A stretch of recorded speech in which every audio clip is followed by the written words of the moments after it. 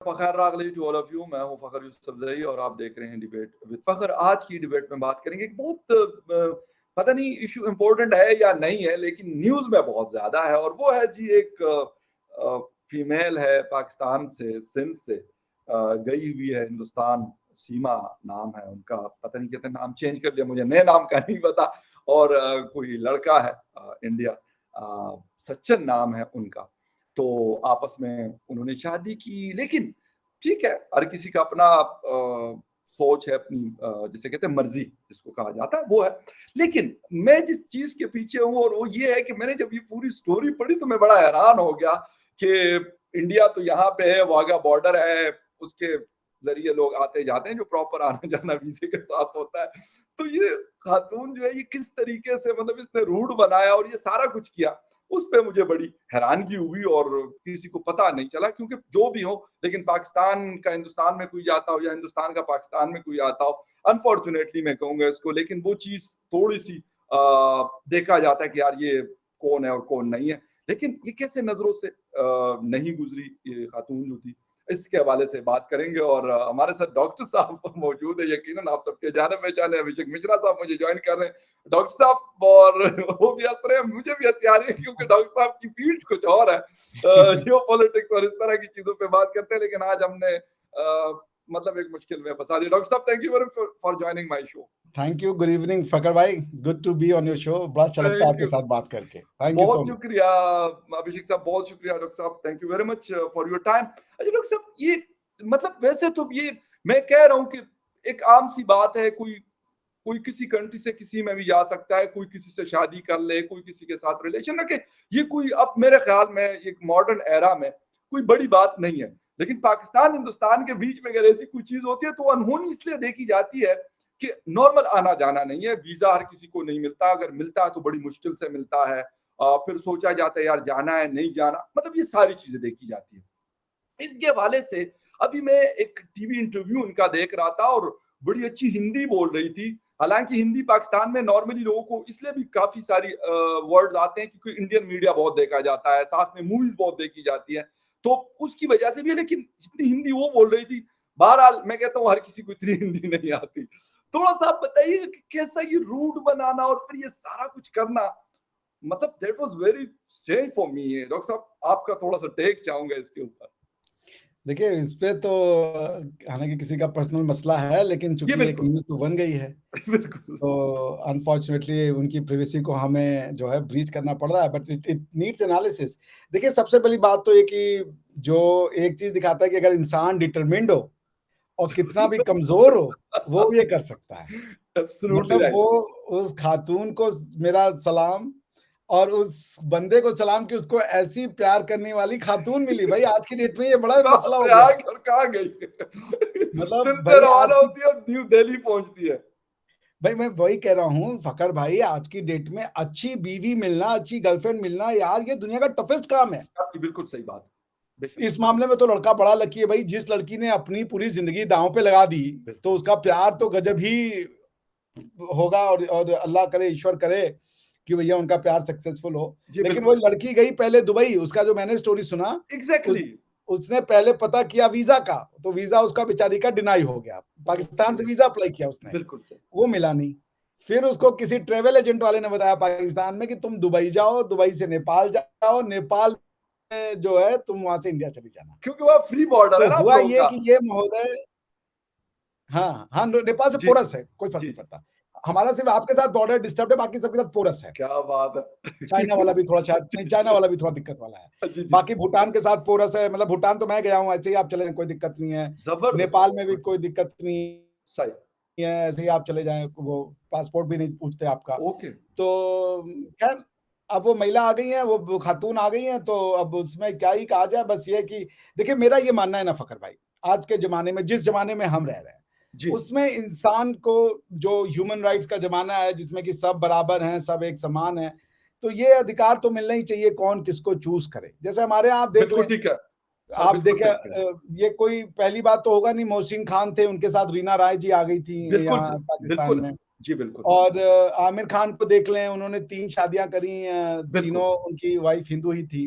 बिल्कुल सही कह रहे हैं। और हमारे शाहरुख यहाँ साहब की मिसेज जो है वाइफ वो गौरी जी गौरी जी गौरी हिंदू खान हैं। जो है वो बिल्कुल, बिल्कुल। जी, और इवन फरहान अख्तर ने 2 शादियाँ करी, उनकी दोनों बीवियाँ सही, हिंदू हैं। ठीक, एक से उन्होंने डिवोर्स लिया बाद में, फिर ओके, शिवानी दांडेकर हैं, उनसे शादी की। तो हमारे जी, यहाँ तो ये रोज़मर्रा की चीज़ है।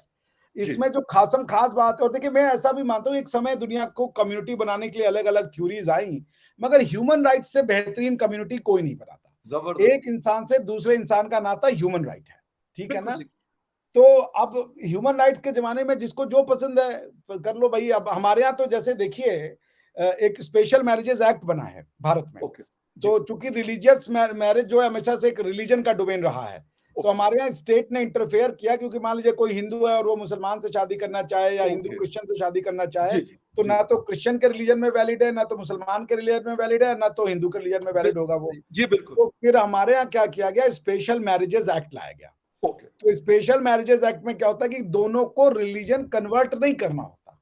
ओके, दोनों अपना-अपना रिलीजन फॉलो करेंगे। अब आप ये क्वेश्चन ज़बरदस्त, पूछ सकते हैं कि फिर प्रॉपर्टी कैसे मिलेगी? ठीक है ना? बिल्कुल, सही, क्योंकि अब लड़की तो इस्लामिक, मान लीजिए लड़की अगर क्रिश्चियन से शादी की, लड़की क्रिश्चियन नहीं है, वो हिंदू है या मुसलमान है, या इस तरह के कई परम्यूटेशन कॉम्बिनेशन हो सकते हैं। जी, तो ऐसे में जो है फिर वो ये हमारा स्पेशल मैरिजेज एक्ट है, वो ये कहता है कि दोनों अपना-अपना जो लॉ ऑफ सक्सेशन है उसको फॉलो करेंगे और वो प्रॉपर्टी इनहेरिट करेंगे, वो कैंसल आउट नहीं होंगे अपने-अपने रिलीजन से। तो फिर वो बाकी उनके लिए स्पेशल सक्सेशन का लॉ बना दिया गया है कि चूँकि ओके, मामला सिर्फ़ सक्सेशन पे अटकेगा, बिल्कुल ठीक, इनहेरिटेंस पे नहीं अटकेगा और मामला बाकी और चीज़ों पे भी नहीं अटकेगा। तो उसमें ये है कि चूँकि वो वाइफ़ का दर्जा मिलेगा, तो प्रॉपर्टी बाय लॉ जो है, उनको चली जाएगी। जी। अच्छा डॉक्टर साहब एक चीज़ जो मुझे बड़ा हैरान करी बिल्कुल ये आपकी बात बहुत अच्छी आपने मुझे बल्कि मैंने उस दिन एक इंटरव्यू किया था और वहाँ पे एक लॉयर आपकी इंडिया की बैठी हुई थी तो मैंने यही क्वेश्चन किया था जो आप सक्सेशन के हवाले से तो उन्होंने खैर मुझे अपने हिसाब से जवाब दिया लेकिन मुझे कुछ मतलब मेरा माइंड क्लियर नहीं हुआ। मैंने यही पूछा था कि यार शेयरिंग अगर प्रॉपर्टी की होती है या सारी चीज़ें होती है तो फिर उसका क्या हिसाब-किताब होता है? लाज़मी बात है हिंदुइज़्म में अपना एक हिसाब होगा क्रिश्चियनिटी में अपना होता है, बाकी जो पारसी कम्युनिटी है वो अपने के हिसाब से चलते हैं। मुस्लिम जो है वो अपना उनका एक हिस्सा है कि यार बीवी का क्या हिस्सा होगा, बहन का क्या हिस्सा होगा, वो एक अलग है। तो सब एक चीज़ मुझे हैरान कर रही है, वो ये है कि मतलब अगर मैं as a security point of view उसको देख लूँ, वो छोड़ के वो बिल्कुल उन्होंने जो किया, वो कह रहे कि भई मेरी मर्ज़ी है तो मेरी मर्ज़ी है तो उसको कोई ना आप चेंज कर सकते हैं, ना फ़खर यूसुफ़ज़ई चेंज कर सकता है, ना कोई और। एक बात है कि यहाँ पे उनकी मतलब शादी है, वो शादी भी खत्म नहीं हुई। मेरे ख्याल में शायद किसी भी रिलीजन में जो मेरी नॉलेज के मुताबिक उसके लिए ज़रूरी है कि वो खत्म हो जाए, वो बेशक कोर्ट के ज़रिए खत्म हो जाए या जो भी उसका तरीकाकार होता है, आई थिंक सो इंडिया में भी यही होगा। एक तो ये, सेकेंडली सिक्योरिटी के हवाले से क्या समझ रहे हैं कि ये ठीक है खातून गई वहाँ पे पहुँच गई, उन्होंने शादी कर ली, बहुत अच्छी बात। लेकिन इस तरह कोई और भी मतलब पहुँच सकता है कि सिक्योरिटी वालों के नज़र में नहीं आता, वो न्यू दिल्ली में बैठा हुआ है, केरला में बैठा हुआ है, कहीं और किसी स्टेट में बैठा हुआ है। उस हवाले से थोड़ा-सा मैं पूछना चाह रहा था आपसे क्योंकि मैंने कहा ना हमारी नज़रें होती हैं, हमारी एजेंसियों की आपकी रॉ है या बाकी एजेंसियाँ, उनका काम यही है, वो कहते हैं यार बाकियों के साथ जो मर्ज़ी कर लो लेकिन यहाँ वाले के ऊपर बड़ी ख़ास नज़र रखनी होती देखिए है। फ़खर भाई, ये जो ओल्ड आइडिया ऑफ सॉवरेनिटी है वो खत्म हो चुका है। अभी आज ओके, लोग कितना भी कह लें इंडिया पाकिस्तान डिवाइडेड है, मिल चुके हैं। पीपल टू पीपल ज़बरदस्त, कॉन्टैक्ट ऐसा चल बहुत रहा है ज़्यादा। कि वो लड़की बता रही थी कि हम सोते भी थे तो मोबाइल ऑन करके। तो क्या फ़ायदा हुआ आपके ये पूरे डिवीज़न का, ये जो है कि डिवाइड कर दो। वो सही, दोनों सही। एक साथ रह रहे थे वर्चुअली। क्या बात है! क्या आप बात है! समझ रहे हैं? तो बिल्कुल, ये आई एग्री। ओल्ड हो चुका आइडिया, आप नहीं रोक सकते इंसानों को। और रही बात ये आईएसआई और ये रॉ, जब इंसान भाई आप ना यूजुअल सस्पेक्ट पे नज़र रख सकते हैं। आप ओके, कैसे अपने 24 करोड़ लोगों पे और हम कैसे अपने 1 अरब 40 करोड़ लोगों पे अपनी नज़र रखेंगे? मुश्किल है, मुश्किल भई काम है। अभी मैं आपसे अब आजकल आप कॉमन बातचीत हो रही है व्हाट्सएप पे, लोग एक-दूसरे के साथ घंटों बात कर रहे बिल्कुल हैं है, इंडिया बिल्कुल पाकिस्तान, करेक्ट। आप कोई आई रिस्ट्रिक्शन एग्री नहीं विद है। You, I agree with you. ठीक है ना? लोगों के एक-दूसरे से अब जब आप प्यार बिल्कुल, बात करेंगे तो भावनाएँ उमड़ेगी, क्यूरोसिटी उमड़ेगी और ये एक नेचुरल प्रोसेस है। तो ज़बरदस्त। रही ये बात कि यूजुअल सस्पेक्ट को तो आप डाउट कर सकते हैं, दाऊद इब्राहिम पे तो आप आँखें गड़ा सकते हो। पर एक कॉमन आदमी, बिल्कुल। एक कॉमन औरत जिसके 4 बच्चे हैं यार, वो कौन-सी जाँच एजेंसी की नज़र में आएगी? मौलाना अज़हर के ऊपर देख सकते हैं, वो दूसरे क्या नाम है वो एग्ज़ैक्टली एग्ज़ैक्टली। बिल्कुल सही, सही, अब सही, सही। एक नॉर्मल सी खातून 4 बच्चे हैं, पति सऊदीया में है, उसके ऊपर किसको शक होगा? वो कहाँ आप नजर रखेंगे? और उसकी उसकी वो भी हिम्मत देखिए कि 4 बच्चे उठाई, घर बेची और उनके निकल ली। समेत गई है। यही मैं मतलब मैं बिल्कुल आपकी बात, मैं यही चीजें जब मैं खुद भी पढ़ रहा था तो मैं सर पकड़ के बैठा हुआ था। चले अकेली एक लड़की है, वो अगर जाती, वो भी बड़ा मुश्किल काम है। इंडिया पाकिस्तान के बीच में बड़ा मुश्किल है।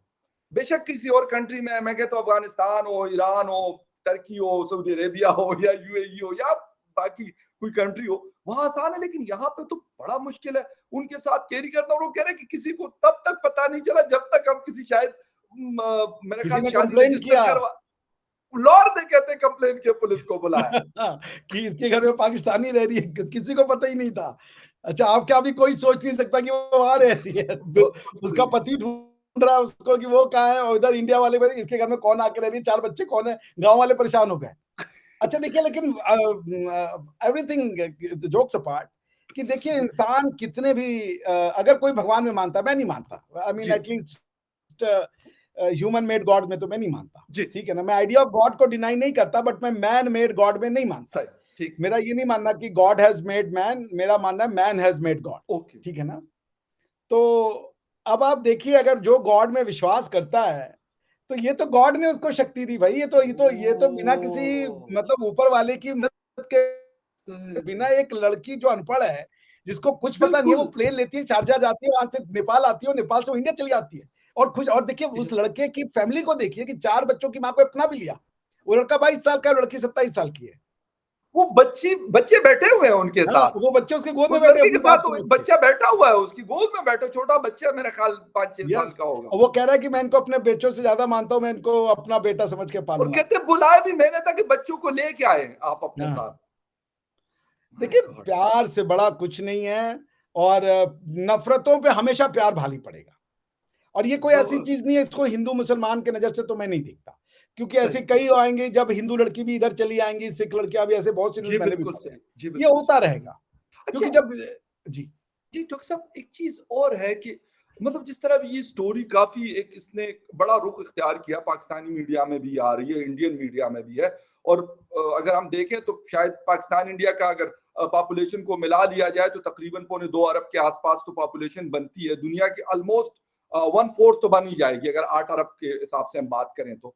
लेकिन अगर ये स्टोरी इतनी हाई लेवल पे गई है, और वो उनके हस्बैंड जो पाकिस्तान में है, वो मोदी जी से भी रिक्वेस्टें कर रहे हैं, नहीं वो वीडियोज वो सऊदीया में है, जी दुबई सत्या बेचारी। में। लेकिन मोदी जी से उन्होंने कहा कि जी मैं आपसे रिक्वेस्ट करता हूं कि चले बीवी अगर नहीं आती तो ना आए, लेकिन मेरे बच्चे मुझे दिलवा दें।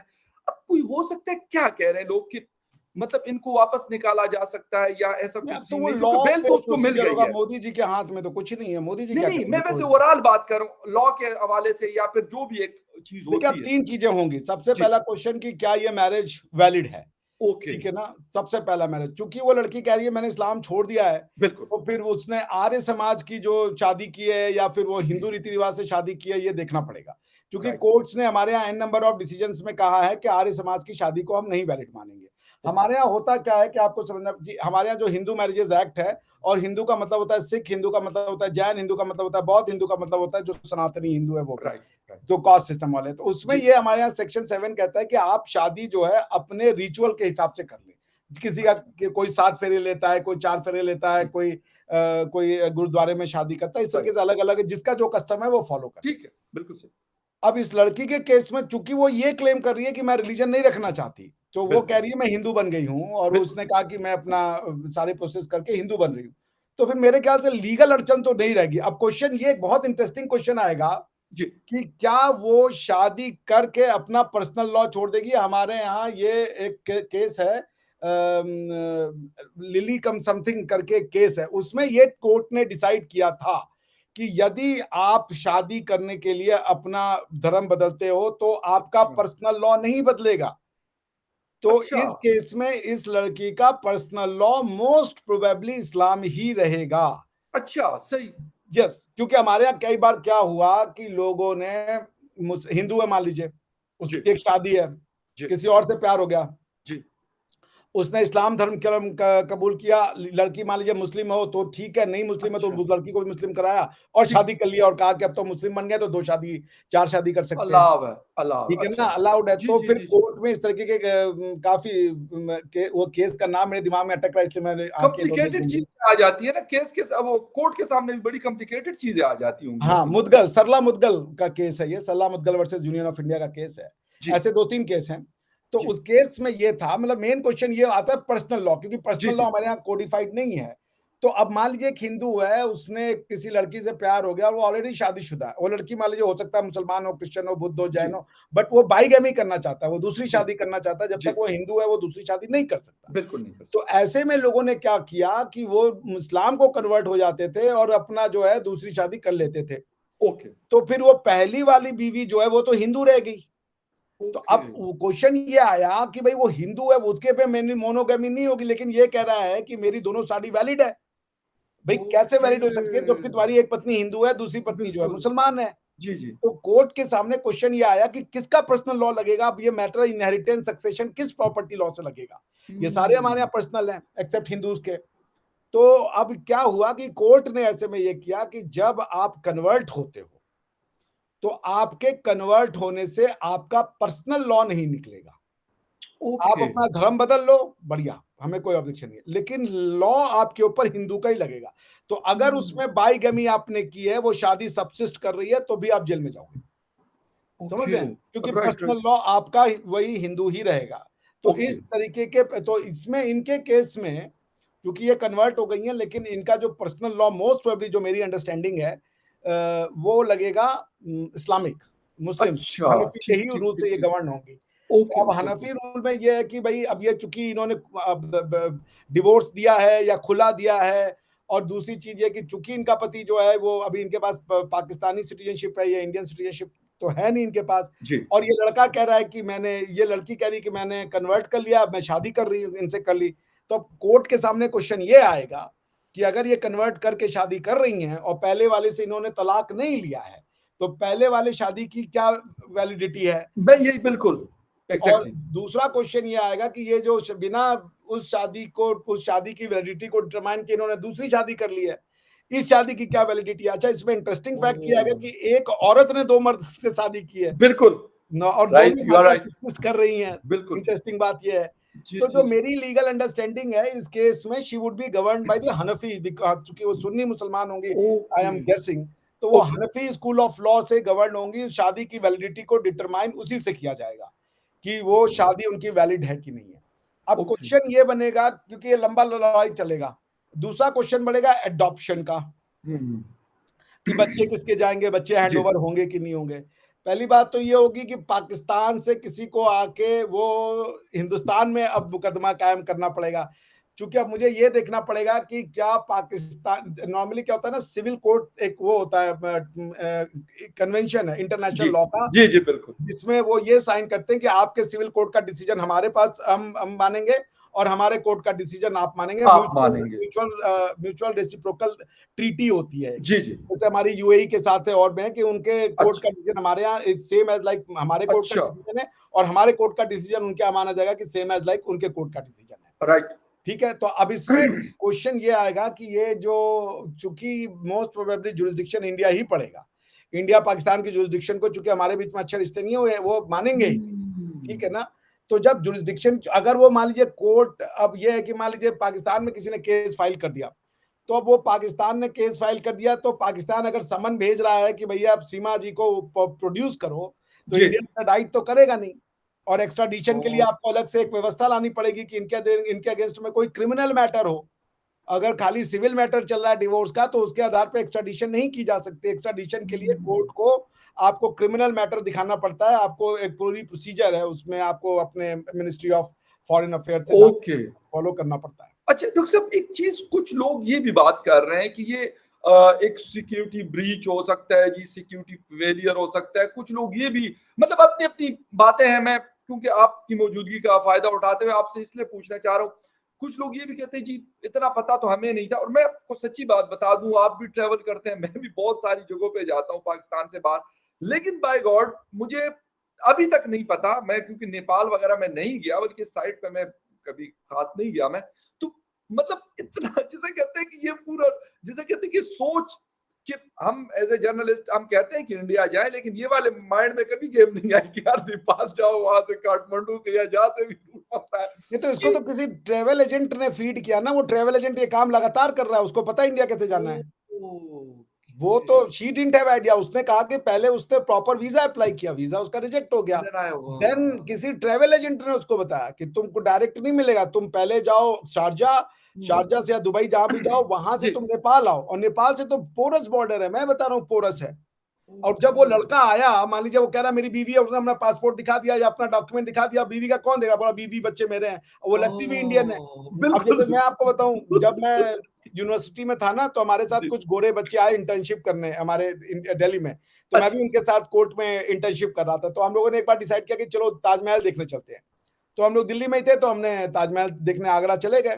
तो वहां पे क्या हुआ कि जो गोरे थे उनकी फीस तो 500 रुपये थी, और जो हम लोग थे उनकी फीस 50 रुपए थी ताजमहल देखने की। अच्छा तो हमारे साथ एक श्रीलंकन भी था। तो श्रीलंकन ने जब रुपए देखा, तो धीरे से वो विदेशी वाले की जगह आके हमारी लाइन में खड़ा हो गया। अब आप कैसे पहचानेंगे कि वो कौन है। बिल्कुल सही तो उसने बिल्कुल 50 रुपए दिया, वो घुस गया, वो सारे क्या गोरे मिल गए बात कि यार ये क्या बकवास है, तुम भी इंटरनेशनल हो, हमने 500-500 रुपए दिए हुए हैं। तो ये बड़ा टफ हो जाता है कि आप कैसे डिटरमाइन करेंगे। वो एक लड़की इंडियन लगती है भाई, कोई शक ही नहीं करेगा। मैंने अभी वीडियो देखी है, तो बाय गॉड मैं आपको बता दूं कि मुझे मुझे मतलब मैंने तो ना उसको यहाँ पे देखा है ना वहां पे, लेकिन टीवी पे जो मैं देख रहा था क्लिप अभी थोड़ी देर पहले मुझे किसी ने भेजा, तो मुझे ये मतलब मुझे तो बिल्कुल नहीं लग रहा कि वो शायद पाकिस्तान की किसी, हालांकि सिंध में इस तरह की चीजें, अगर आप इंटीरियर सिंध को विजिट करें तो हिंदू कम्युनिटी की बहुत बड़ी तादाद सिंध में रहती है, और अगर हिंदू नहीं भी है तो उनका कल्चर और सारी चीजें बहुत ज्यादा मिक्सअप है, स्पेशली जो कपड़े पहनने का स्टाइल है या बाकी चीजें हैं वो बड़ा सिमिलर है। तो मुझे तो ऐसा लग रहा था कि वो मतलब वहीं की है, कोई खातून है इंडिया की, और वो वह भी कह रही कि मैं पाकिस्तानी हूँ। नहीं देखिए, भाषा की बात मैं बताऊं, मैं जितने पिछले 3-4 महीनों से पाकिस्तानी लोगों के साथ चल रहा हूं, मेरी उर्दू अपने आप अच्छी हो गई है। बिल्कुल सही, वो जो वर्ड बिल्कुल है ठीक है आपके, मैशियत और ये सब वर्ड अब मैं बोलने लगा हूँ इसको, तो ये तो अब वो 2 साल से उस लड़के के संपर्क में है। बिल्कुल बिल्कुल तो बिल्कुल। और जब आप प्यार करते हैं ना, तो गाना है ना कि मेरे रंग में रंगने वाली, तो ये लड़कियों की तो हैबिट आहा, होती है। तो वो जबरदस्त। अपने हस्बैंड को, तो मेरे वो भाषा का रीजन नहीं है, लेकिन अब ये क्वेश्चन होगा लीगल, बड़ा बड़ा इंटरेस्टिंग केस आएगा ये, जो भी जज होगा उसके तो उसको मेहनत करनी पड़ेगी अच्छी खासी। जज बड़ा साहब का मुश्किल काम और वकील साहब का काम खूब बढ़ेगा, क्योंकि बहुत। ऐसे भेजा नहीं जा सकता। इंडिया रिफ्यूजी कन्वेंशन का मेंबर है, और ओके आप एक एक एक एक, एक प्रिंसिपल है रिफ्यूजी कन्वेंशन में, उसको कहते हैं non refoulement, okay REFOULMENT, it's a French word, तो मेंट न पढ़ के माँ पढ़ते हैं उसको, तो non refoulement. Okay that means कि अगर कोई आपके यहाँ पे रिफ्यूजी बन के आया है, अब हालांकि और चीज भी देखना पड़ेगा, तो ओके। आप उसको ऐसी कंट्री में एक्स्ट्रा वापस नहीं रिपेट्रिएट कर सकते जहां उसकी जान का खतरा है। वो बंदी कह भी रही है कि मुझे खतरा है, अगर मैं जाऊंगी तो तो मेरे वो लिए नॉन बहुत रिफुलमा परेशानियां क्लेम होगी। करेगी, उसके बाद रिफ्यूजी का बहुत लंबा लीगल प्रोसेस, नहीं वो निकलने वाली यहाँ से, ये लंबा ओके चौड़ा जाएगा, और उसको बेल मिल गई, जो सबसे बिल्कुल बड़ी सबसे उसकी बड़ी मुसीबत बात हो मेरा चुकी ख्याल थी कि बेल है। क्योंकि वो वीजा एक्ट में मिला होगा उसको, वीजा एक्ट में छोटा मोटा 6-7 महीना 1 साल का ऑफेंस होता है, इससे ज्यादा ओके बड़ा तो ऑफेंस होता नहीं वीजा एक्ट राइट में। राइट राइट तो राइट उसको उसमें जज ने कहा, जज भी देखा होगा यार, अब ये क्या ऑफेंस करेगी, क्या ये जासूस लग रही है। तो वो और पूरा गांव का मैटर होगा, छोटे से गांव का है, तो वहां सब एक दूसरे को जानते हैं। जज ने भी कहा बिल्कुल जाओ देखो, पुलिस वाले से कह दिया, देख लेना अपने घर से, अब जेल में रखोगे कहाँ इसको खिलाओगे, इन्हीं के घर को जेल बना दो, इसके अलावा कहीं नहीं जा, नजर रखो। उसकी आजादी होगी, अब उसको जेल भी भेजने में, अब उसका बेल कैंसिल होगा, बड़ा मुश्किल लगता है मुझे, बेल मिलने के बाद कैंसिल होना बड़ा मुश्किल होता है, अच्छा क्योंकि सुप्रीम ओके कोर्ट का ये रूल है कि freedom is a rule and jail is an exception. Oh my तो गॉड। वो अभी उसका लाइफ ठीक चलेगा, जितने बाकी जितने भी जो लीगल प्रोसीजर होंगे, उसमें क्रिमिनल नहीं है, सिविल होंगे, तो जेल का मैटर ही नहीं आता। अब वो सारे फैमिली लॉ के मैटर चलेंगे, तो फाइन वहां पे फाइन तो उसका क्रिमिनल मैटर है ही नहीं, क्रिमिनल मैटर वीजा बिल्कुल एक्ट का था, इलीगल एंट्री का, वो उसमें बेल मिल गई है उसको। ठीक ठीक ठीक अब ठीक ठीक। इंडिया में तो कोई क्रिमिनल मैटर उसके अगेंस्ट में फाइल होने नहीं है वाला नहीं है। नहीं है बिल्कुल नहीं है। और खैर आप देखना ये कि उनके जो हस्बैंड वीडियोस छोटी छोटी वीडियोस बना के और नरेंद्र मोदी साहब से वो रिक्वेस्ट कर रहे हैं। अब जिस तरह डॉक्टर साहब ने बताया कि भाई उसके लिए मोदी साहब, क्योंकि वहां पे मोदी साहब कितने का कोई पावर ही नहीं है, सर वो तो मजबूत जुडिशरी का मैटर डेमोक्रेसी है तो ना। इसी को कहते हैं ना, मजबूत डेमोक्रेसी इसी को कहते हैं कि प्राइम मिनिस्टर, हालांकि प्राइम मिनिस्टर क्या यहाँ तो असिस्टेंट कमिश्नर कहता है कि सबसे बड़ा दादा तो मैं हूँ ये फर्क है और बड़ा अच्छा लगा मुझे ये बात सुन के कि सर वो कुछ नहीं कर सकते, लेकिन क्या पता कि वो क्या उनका वो कर सकते हैं, वो रिक्वेस्ट लाज़मी सी बात है, उनको पता है कि नरेंद्र मोदी साहब प्राइम मिनिस्टर है, कंट्री को पूरे नहीं को तो वो लीड चीफ करते हैं। एग्जीक्यूटिव है ना फ़खर बिल्कुल, भाई, ये एग्ज़ैक्टली। जुडिशरी का तो मैटर है, जो करना होगा सीजीआई कर सकता है, इनके हाथ में कुछ नहीं है। कुछ नहीं वो है डॉक्टर साहब, मजिस्ट्रेट इस समय सबका बाप है, जो उस मुकदमे पे बैठा है, वो ज़बरदस्त, पावरफुल आदमी है इस समय, बहुत अच्छी वही कुछ बात। कर सकता है। और इसी को कहते हैं ना rule of law, rule of जिसको हम कहते हैं ना, हम कहते हैं और वहाँ पे इम्प्लीमेंटेड है वो चीज़। तो हुँ। ये बहुत मैं मुझे मतलब ये मैटर मुझे बड़ा अजीब सा लगा, लेकिन मैं कहा नहीं, क्योंकि डॉक्टर साहब लॉ को भी, खुद लॉयर भी हैं और वैसे भी बाकी चीज़ों पे, तो इस वजह से बहुत सारी चीज़ें ऐसी पता चली कि जो पहले नहीं पता थी। डॉक्टर साहब थैंक यू वेरी मच, आपके टाइम का आपने शॉर्ट नोटिस पे जॉइन किया और रात के इस पहर आपका बहुत शुक्रिया। And thank you viewers sir, thank Fakhar you भाई, very much for watching always a debate with pleasure. Fakhar Yusuf भाई, बहुत शुक्रिया। आपसे फिर किसी और शो में मुलाकात होती है, तब तक के श्योर। लिए टेक केयर एंड बाय।